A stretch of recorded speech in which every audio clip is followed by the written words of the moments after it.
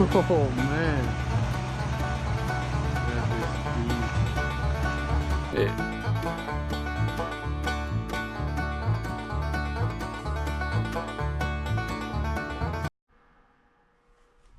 What's up guys and welcome back. My name is Seth Lemons with RSR Off-Road, and today we're going to be putting front brakes on my dad's 3rd Gen 4Runner. Okay, so this is the tool you're going to need to do this project the way we're going to do it. The first thing you're going to need is a 1/2 inch torque stick or torque wrench. This one is in foot-pounds. You're going to need a 1/2 inch impact and 2 sockets. This is a 19 for our lug nuts. If you have factory wheels, it's probably going to be a 21, I believe. And then if you do end up taking the calipers off, it is a 18 or a 17. I'm not sure. We didn't take the calipers off. You're going to need a set of pliers, 2 either long flat heads or pry bars, and a set of small needle noses. That's literally all we're going to use to change out the front brake pads. So let's get on it. Go over the David, say what's up. What's up? Wow, way to be enthusiastic. What are we doing here? I mean, we're doing brakes. Tell them about the 4Runner. You know about it. Know. It needs to be mine. Tell them what it is. It's the greatest vehicle I ever made. Specs. I don't know. A year 98. Come on now. You want to say your fucking 3400 SR5 4-wheel drive. J-Hook. What type lift? Bill Stein shocks and springs. Method wheels. OEM or cool. not OEM? It is Old Man Emu. It's the springs on it. Oh man, what? Old Man Emu. That's the springs. I thought that was all the Bill Stein 5100. You gotta get that in there. 5100, he said. Alright, well, we're about to do the front brakes on it. We've already done one side and kind of figured out what we got. So, let me get it set up. And, well. Action! Yeah. There you go.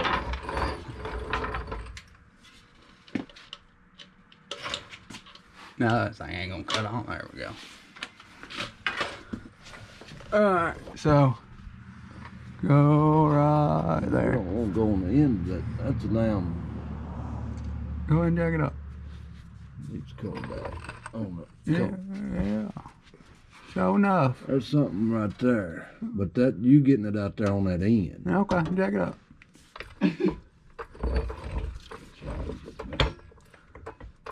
Challenges of working with Daddy. Yeah, go ahead and bend that skid plate one more again. Yep.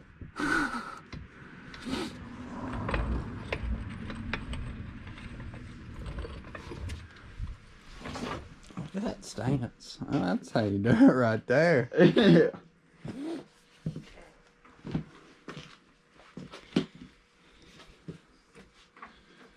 See, they make the old men get in the damn floor. Yeah. Better watch that language. Nah. As long as you don't throw the F-bomb, we're pretty good. Well, with David out here, I like to do that. Just bring it out and you don't know. Yeah. All right, young man, there she is. Get to work. Alright, well, hold that then. You kind of have to guess because it don't have a Okay. the thing on the back. Where did our 19 go? On the torque stick. Where did the torque stick go? Right over here. And this is Seth White. That's the way he mechanics, throws everything around. You see the good looking stuff that's laying on the floor. Oh, and this is a front brake service? For a 98 Toyota 4Runner. Yeah, but this is the cheater way to do it. Because we just replaced the rotors not too long ago. So we're not going to machine them and we're not going to replace them.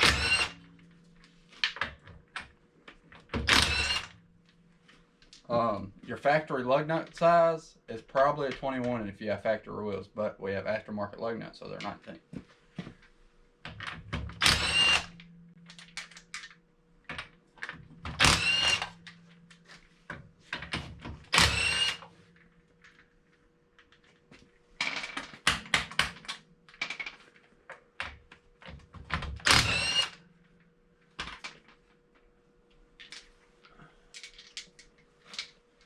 You take the lug nuts, throw them out there in the yard.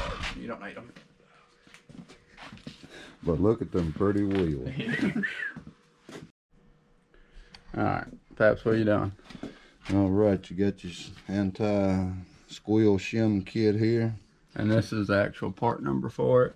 That's a Toyota number. Some pads come with it, some don't. The pads we are using is a Wagner number. There you go. And it didn't come with it. Yes, and it did not come with it.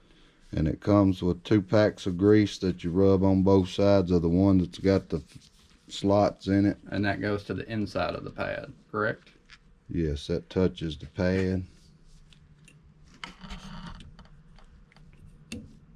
Then we get one of these and match it up.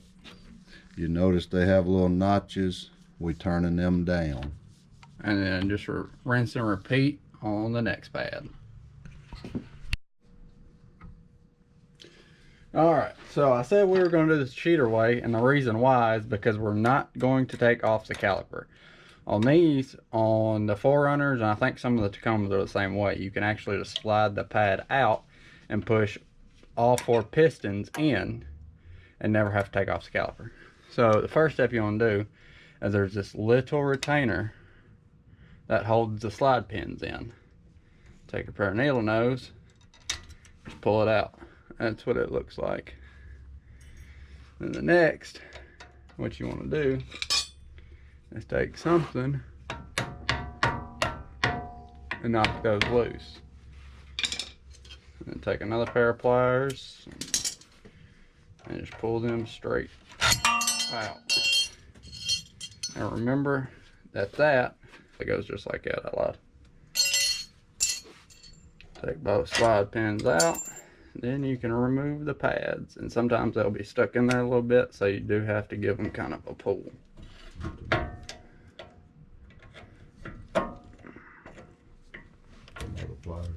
Yeah.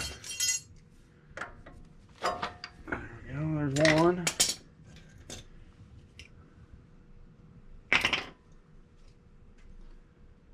Huh, did that one have squealers on that one?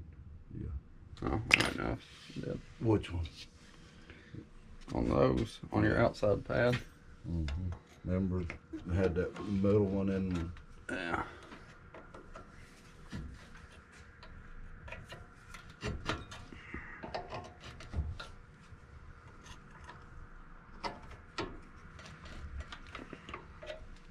To get them started to come out, grab your other pair of pliers. Give them a yank. That'd be alright. Don't do as I do, do as I say, Dad. Remember you told me that probably 1,000 times?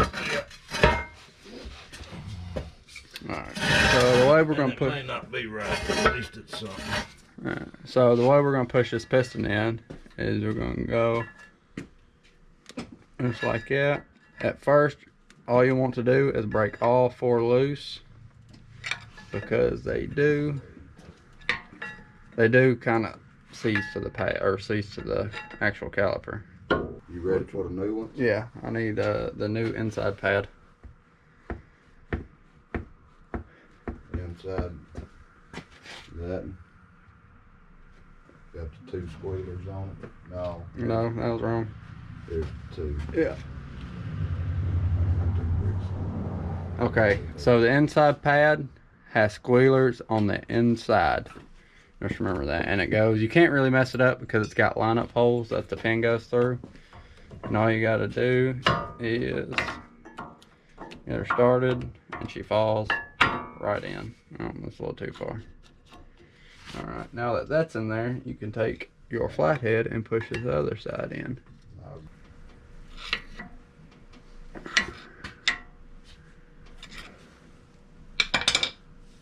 Got that other pizzazz. Cause you got to tell them you need to grease these pins too. Why don't you tell them how? And on the outside, there's just one squealer. Make sure it goes all the way in there. And make sure that your squealer shim kit is actually pushed down on the pad, because if not, the pins won't go in all the way. And Dad just said to remind y'all that you need to grease the slide pins. And these go outside in. And you don't want to put a bunch of grease on none of it. thin layers. Because it's dealing with brakes. Yeah, definitely make sure you don't get grease anywhere on the brakes. And I'll use it when you get done with it.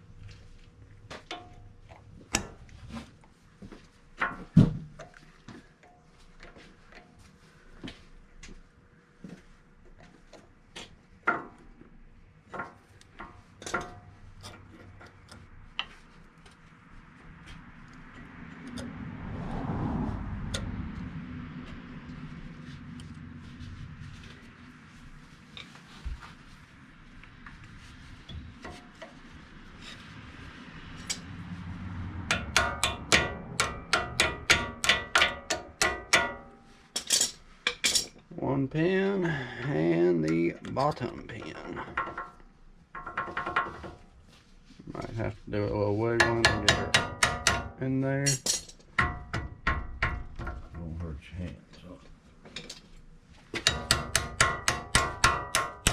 Beat your daddy toes up and hurt your hands. Yeah, Daddy toes my ass.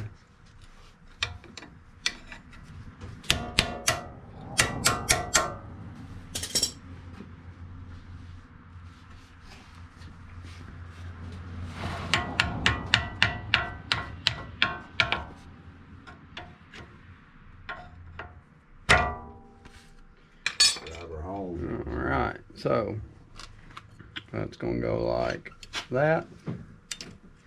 It's gonna sit in there.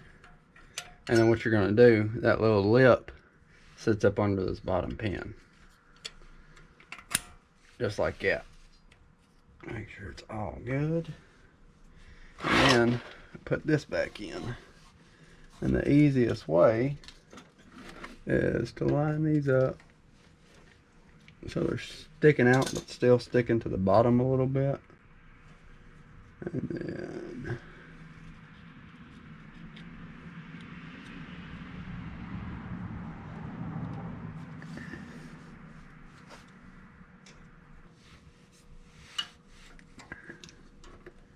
make sure it's pushed down in there, and there you go. You're all set. Now all you have to do is put the wheel and tire back on, torque it to what, 85, Dad? 85. 85, and you were done.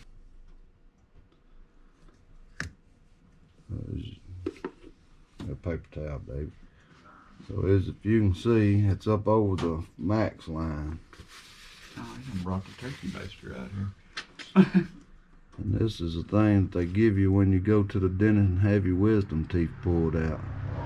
If you don't have one of these, you can take a straw and put down in there and put your finger over the tip of it.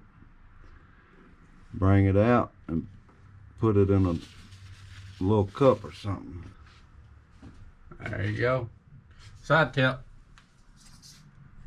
And the reason being is the brake pads are thicker, so the calipers are pushed out, so it pushed the brake fluid up. When the brake pads wear out, I added more fluid and didn't realize it. So now I added the fluid when my brake pads was wore out. And now that I got new pads, there's too much fluid. Drain it down to the max line and you're good to go. Roll on.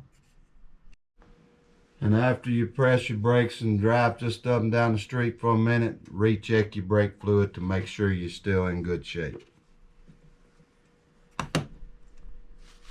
Got a red light on back here. Oh. I picked up my lost and found lug nuts.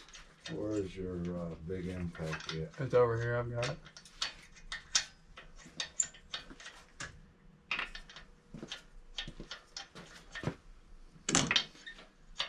A good thing needed to be done. Easy, worked out good. But I figured out I got $500 more. Yeah.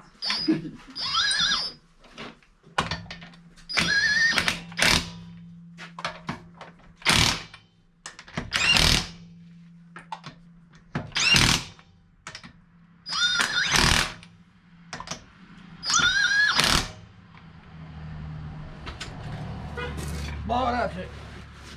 I can't say that. Rubber down.